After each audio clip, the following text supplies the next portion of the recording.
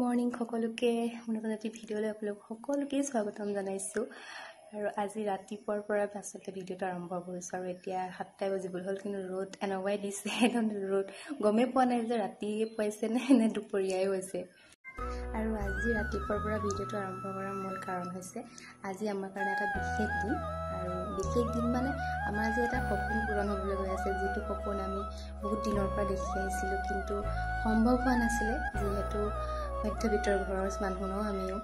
আৰু আজি ভাল লাগিছে কাৰণ সপোনটো পূৰণ হ'বলৈ গৈ আছে। কাৰণ মূৰৰ ঘাম যেতিয়া মাটিত পেলাই এটা বস্তু ল'বলৈ যোৱা হয় ন, তাতকৈ আচলতে সুখটো কেনেকুৱা হয় আপোনাক বুজাব নোৱাৰোঁ।